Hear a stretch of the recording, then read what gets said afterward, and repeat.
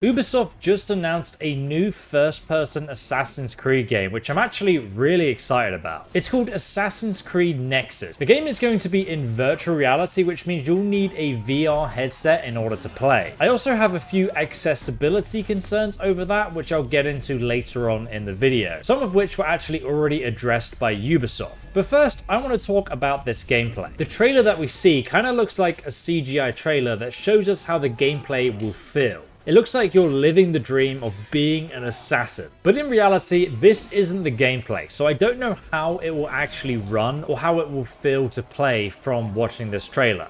Even though, yeah, it looks really cool. Because we also see the screenshots of the actual gameplay, and this looks great for a VR game. I love the art style, and I'm thinking that the trailer gameplay is clearly meant to be an indication of how the game's meant to feel. But I've really got to play it before I can get excited about what I see here. We also got a presentation where Ubisoft went into detail about all the stealth tools we're going to have access to.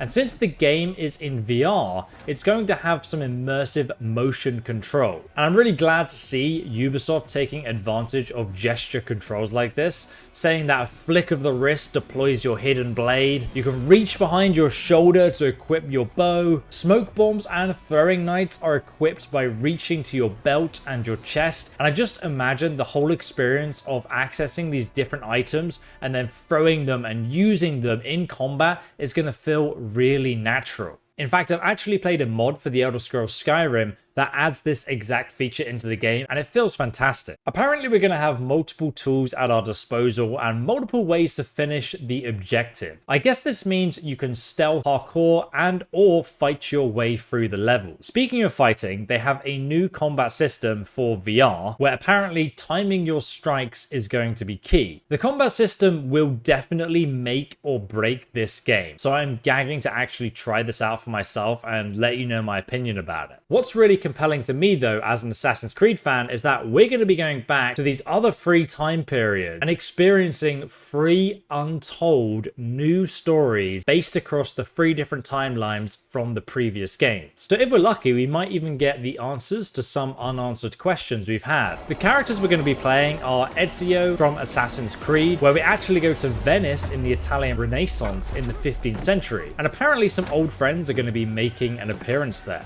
We also come back and play as Cassandra from Assassin's Creed Origins, which will be during 400 BC in ancient Greece and Athens. And also Connor Kenway from Assassin's Creed 3, which will be during the 18th century during the American Revolution. It's been so long since I played that game, so I'm actually kind of hyped to go back and experience it. And in this way, we get to explore three vastly different areas of history with different architecture, weapons, in first-person VR, and it sounds awesome. It's also apparently going to be a sandbox open world experience, which makes me much more excited for it, because the gameplay could have been quite linear from what they've shown so far. From the way it was described though, it seems like we'll be jumping into preset open world levels, which can be fully climbed and parkoured around with no limits. The objectives are described as tactical sandboxes, which have a non-linear approach to complete. They talk about going undercover and sneaking and infiltrating your way into building, brute forcing, or blending in with crowds. The gameplay kind of sounds like a level from Hitman, but in VR. But now, I need to talk about my concerns for an Assassin's Creed virtual reality game,